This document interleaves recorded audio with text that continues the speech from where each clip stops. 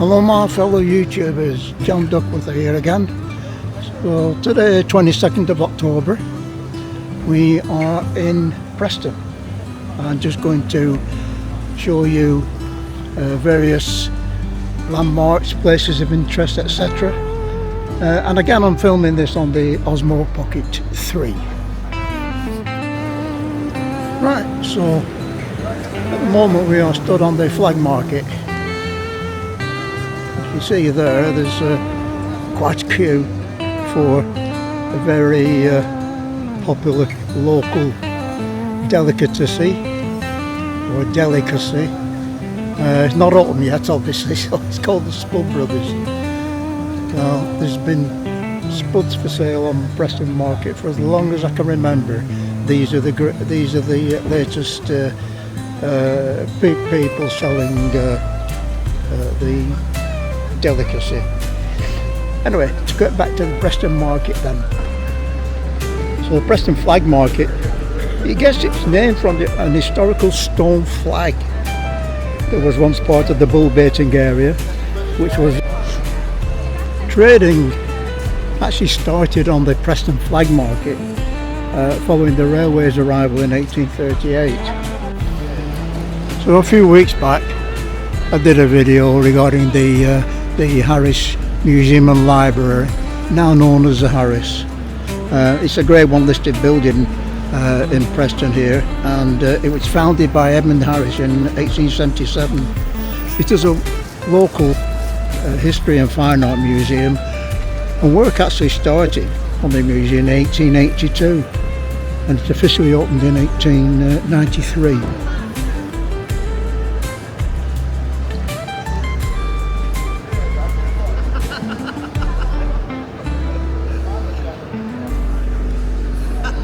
The building there with the spire is the Preston Crown Courts or Law Courts, and also the main Preston Council buildings.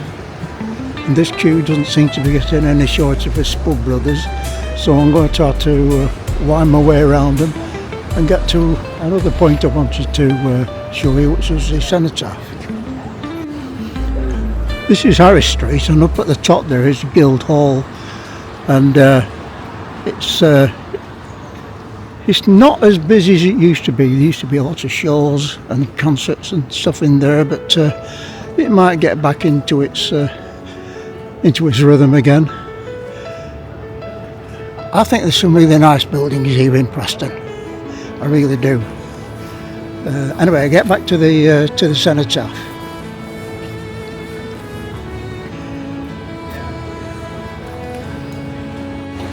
So getting back to the cenotaph. So it's a monument to soldiers from Preston who perished in World War I and World War II. It was unveiled on the 13th of June in 1926. The monument's main feature is a figure of Victory, whose arms are raised and who holds laurel wreaths. So you can see the figure there. The figure stands with columns supporting a pediment. On either side of the Victory figure are representations of those who died, said to be pleading for acceptance of their sacrifice. At the very top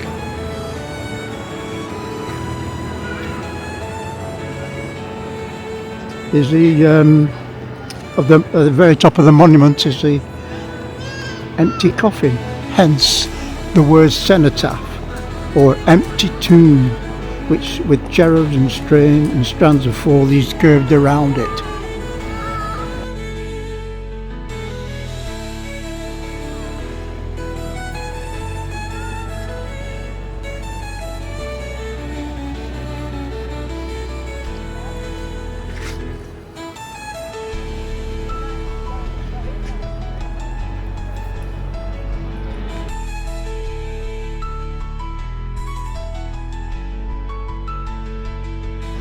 So this is a view of the Harris building again. This is a view with the cenotaph behind me, and the queue is getting longer and longer, but they can't wait to open up.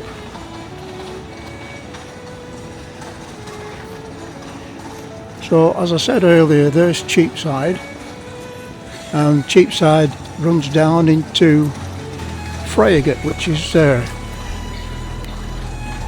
And right in the background you should be able to see the spire of St Walburg's Church, the tallest spire in Lancashire.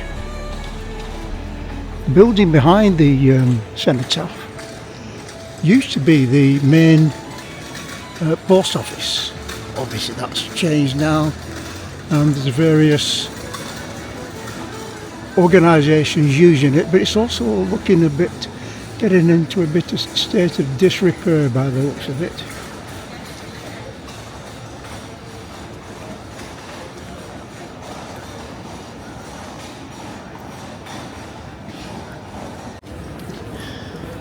Stood here facing by the cenotaph and facing the Harris is where I would usually stand every November on Armistice Day, because Preston has always had a strong military tradition. I remember back when I was a kid, National Service was still on, and my dad used to fetch me onto the flag market here on Armistice Day, the 11th of the 11th, at the 11th hour. And the flag market, as you can see here, was absolutely full of military personnel from the RV, Army, the Navy and the Air Force. And they used to march, and they still do actually. They marched past the Guildhall there, round the back of the Harris Library, right behind that Crystal House building there, and then start coming down Cheapside there with the bands playing in front of them.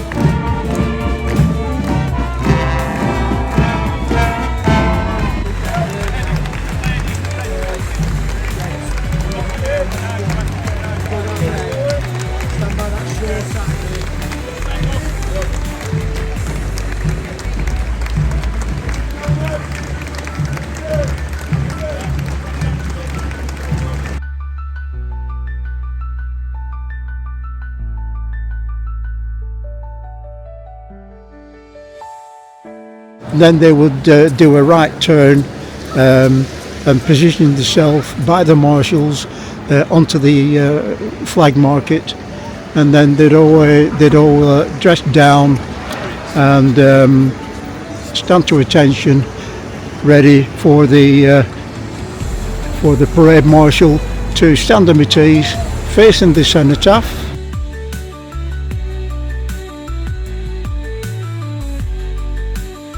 So there's Friargate, and this is a view from Friargate, looking up at the old post office buildings.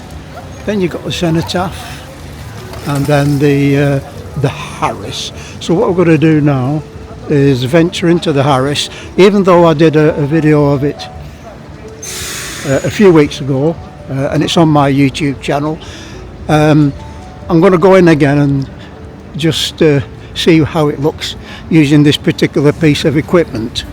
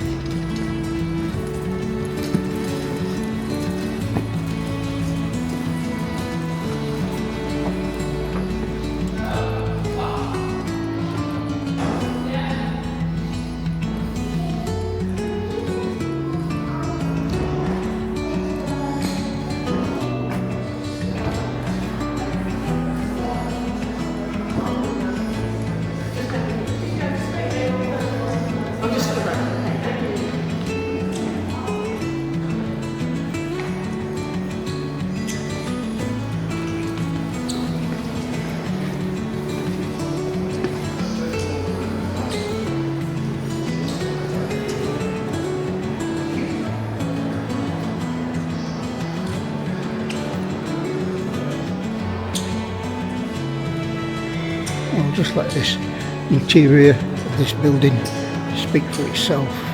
they've done a really good job renovating this building.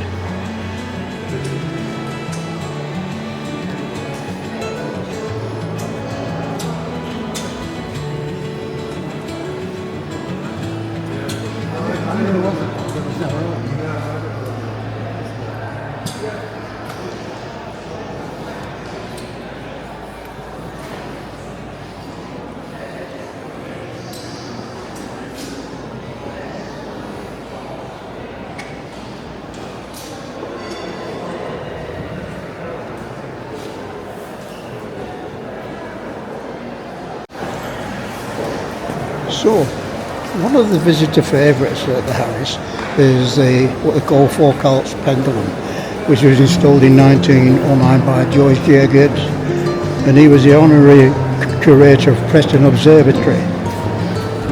And it's a pendulum that swings in one plane while the Earth essentially rotates underneath it. And it was first devised by Leon Foucault, who set up a pendulum experiment in Paris. Ours was installed in 1909. Now the bob weighs about 13.5 kilograms in weight, and the wire obviously goes from the ceiling to the floor in the Harris, so it's about 35 meters.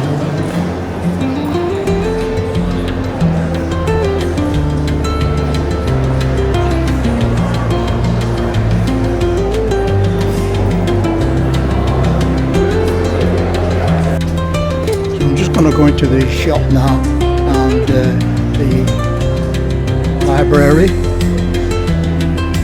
Very well stocked gift shop. And over here, obviously, is a library for it.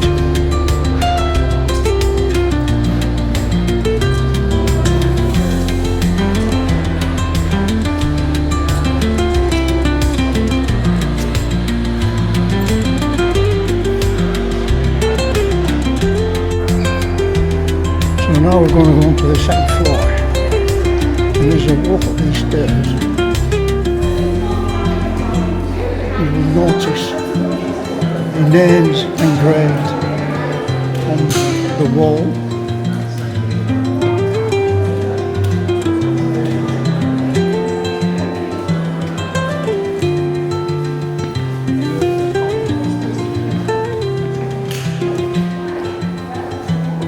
Lots of names of those who gave their lives in the Great War.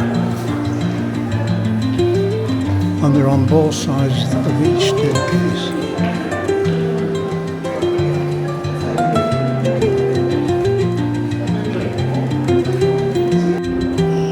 So now we're on the first floor balcony. And again, the focal point, as always, is this pendulum, which everybody just stops here at the barrier and just have a good look over and just watch like that.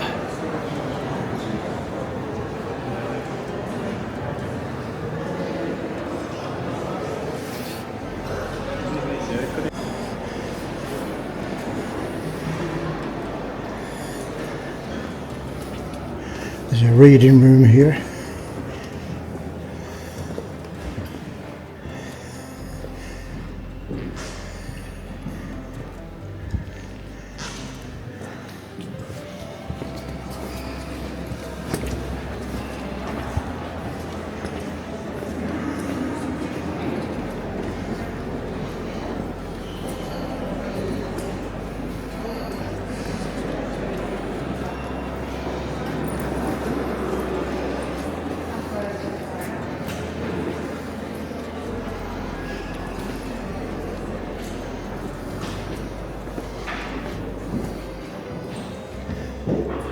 And these are various exhibits that's unique to Preston, to be honest.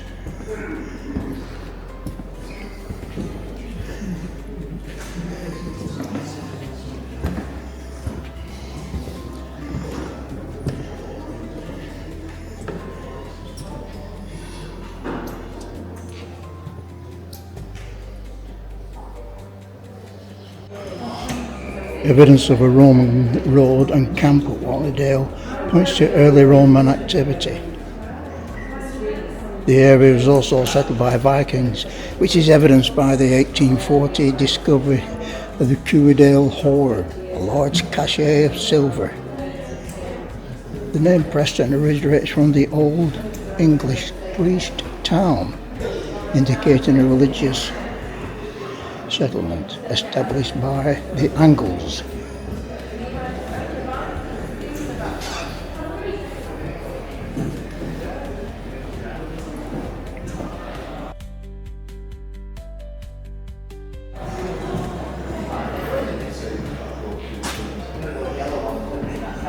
There's some ancestors, rebel ancestors. They can't decide, or they can't tell whether they are Roman or Briton. Stone Age woman, face of a Stone Age man from the northwest.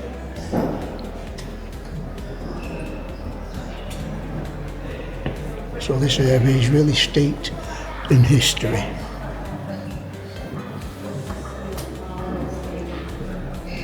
Now then, the Jacobites in Preston. Now that place there, the Unicorn Inn, is still in existence, and we've actually had meals there. At the time it was an Italian restaurant, which it's shut at the moment, but it goes back a long time. And they reckon that Bonnie Prince Charlie, the son of James Stewart, when he was given a warm welcome to Preston, when his army stopped on the way to London in 1745. So he probably popped in there for a pizza. I don't think.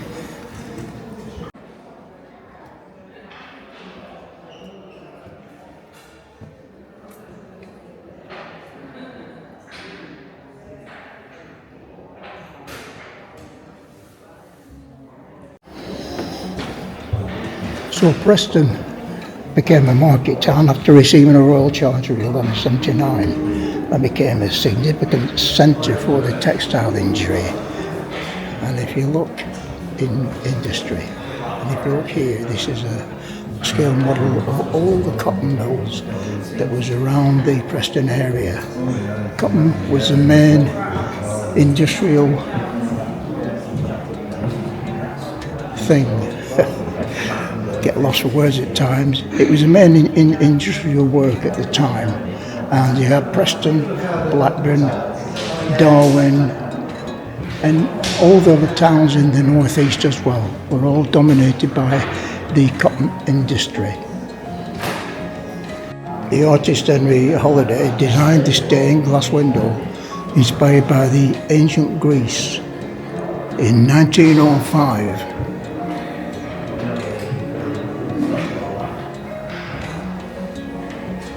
And the Greek artists, writers and scientists shown in the window reflect the motto carved on the front of the building: to literature, arts and science. The middle panel is inspired by horse riders on the Parthenon frieze on the walls of the temple in Athens. The British Museum has the original sculpture, but we have a copy on the second floor balcony.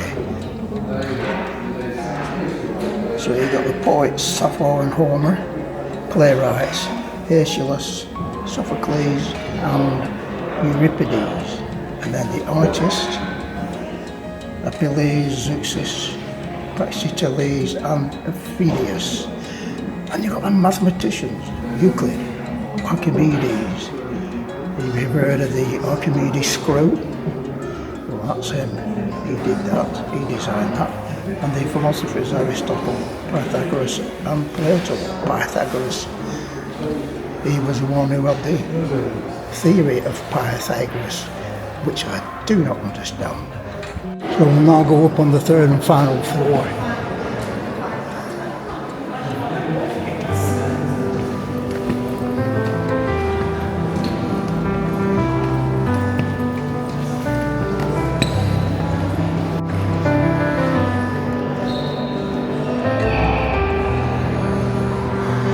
I don't want to get told off again for leaning over.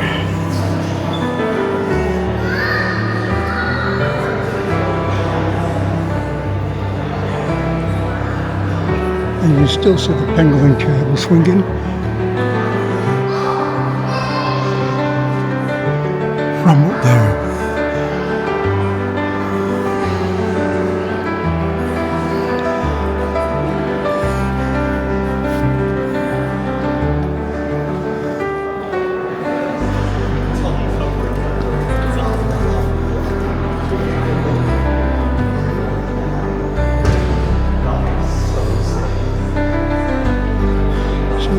This is the Wallace and Gromit exhibition. Obviously Nick Parks, who created Wallace and Gromit, was born in Preston, so he's still got a strong link to it. And he opened the exhibition when the Harris reopened after the refurbishment.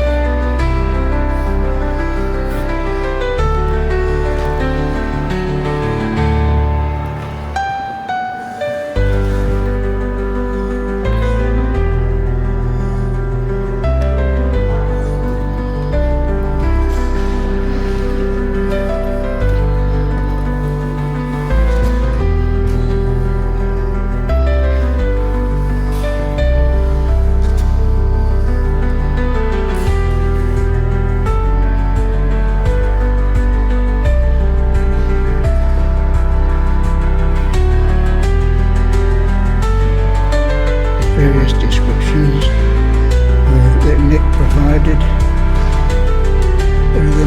Nick was born in December 1958. So he grew up in the village of Walmer Bridge, which is about 7 or 8 miles away from here.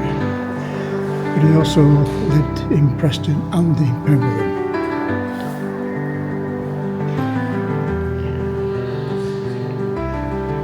So it's a very good exhibition.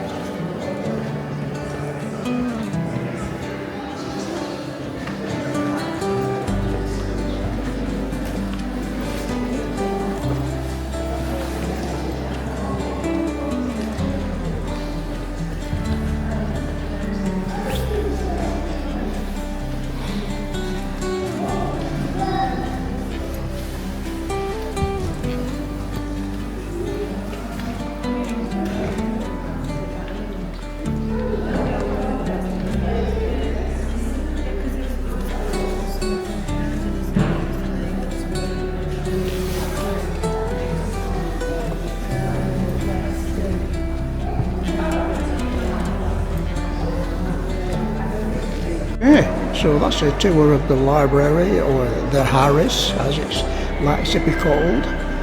So I'm going to wend my way back downstairs to the exit and get home and do a bit of editing on this particular project and see how it turns out.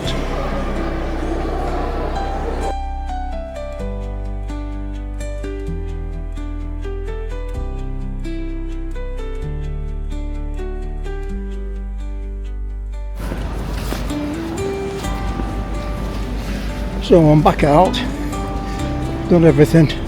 Spud Brothers is open and there's still a queue. They like the Spuds in Preston, eh?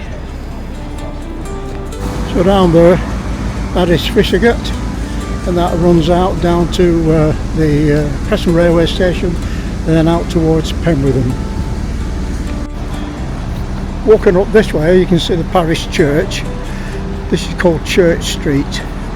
Parish Church was actually a minster, and in fact one of my great grandparents was actually married in the Minster. It was actually called St John's Church in those days, in the 1800s. Then it became the Minster.